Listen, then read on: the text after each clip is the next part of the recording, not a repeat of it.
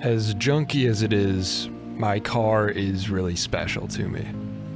This is my 2007 Hyundai Tucson, my first car, my only car, my daily driver.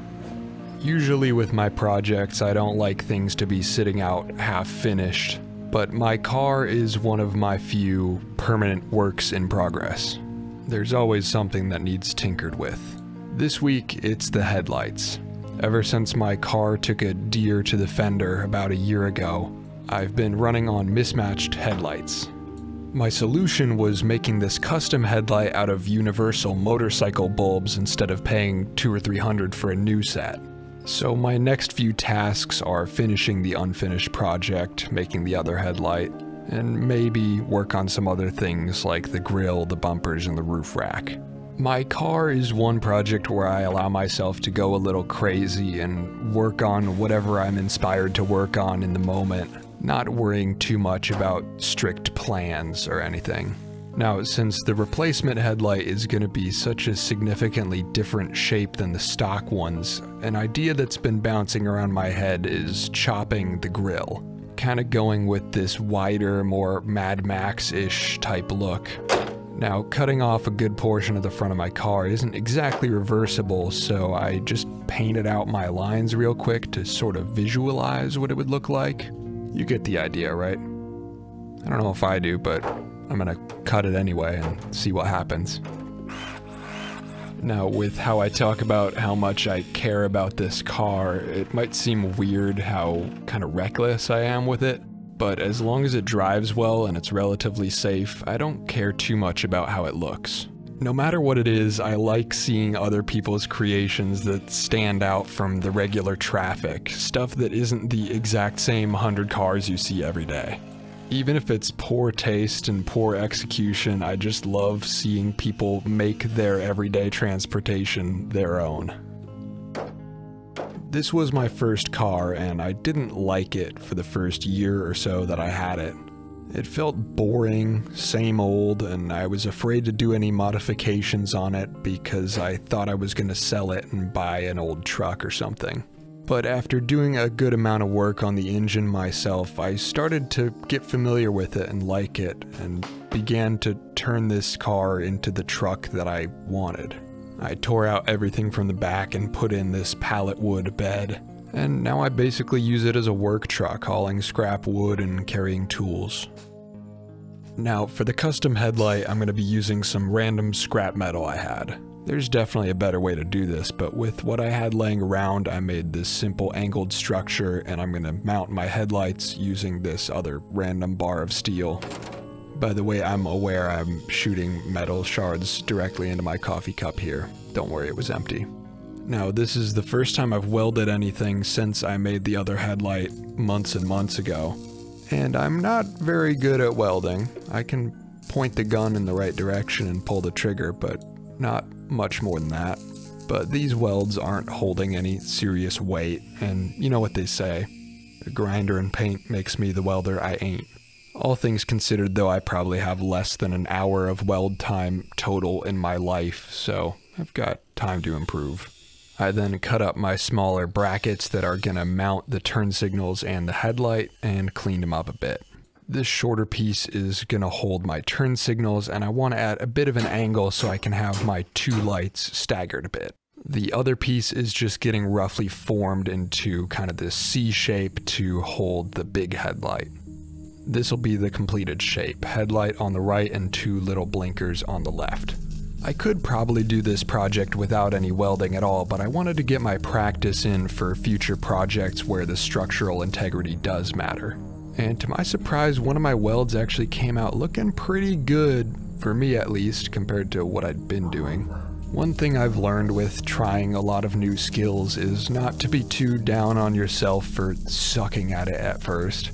You don't get good at something by avoiding doing it, so there's a level of embracing the suckiness.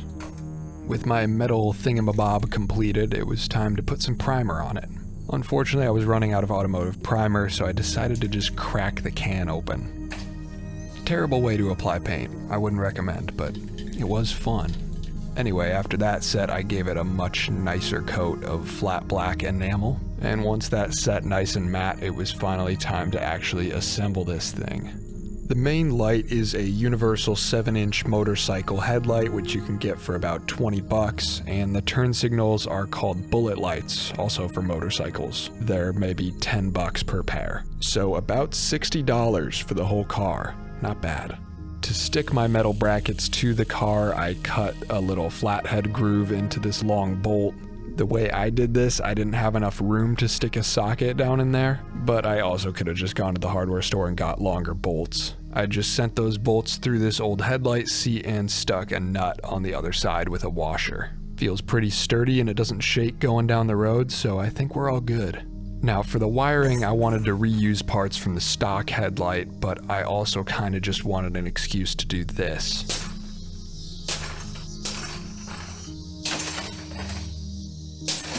And there we go, there's my beautiful little wires that I needed. Could I have retraced and redone the wires myself and not reused the stock plug? Yeah, sure. But I'd already opened up and modified that headlight anyway, and it no longer had a matching pair, so it was destined for the trash regardless. Now, I chose to plug in and reuse the stock headlight bulb from the original car instead of the one that came with the motorcycle headlight. The stock bulb was just a lot brighter and more appropriate for a car-sized object than the motorcycle one. There might be a difference in operating voltage too, I'm not sure. I was just happy to see that with no modification, the different size of bulb fit perfectly into the housing meant for the motorcycle bulb. It's even a bit brighter than my old headlights were now that it's glass instead of foggy plastic.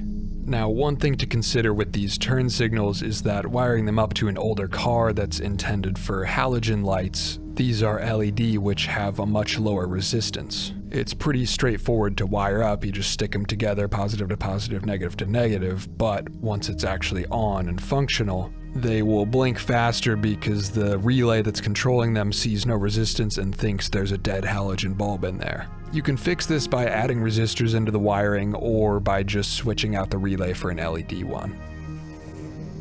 I then pulled up the old handy gas-powered flashlight so I could still see while I was wiring up the headlights. That's another old Hyundai that I'm fixing up to be my sister's first car. No motorcycle headlights or chopped grills on that one though, I swear. I can appreciate the craft of doing something really clean and correctly, but for me, for my own car, it's the scrap togetherness and the constant adjustments and tweaking that make it fun for me to drive.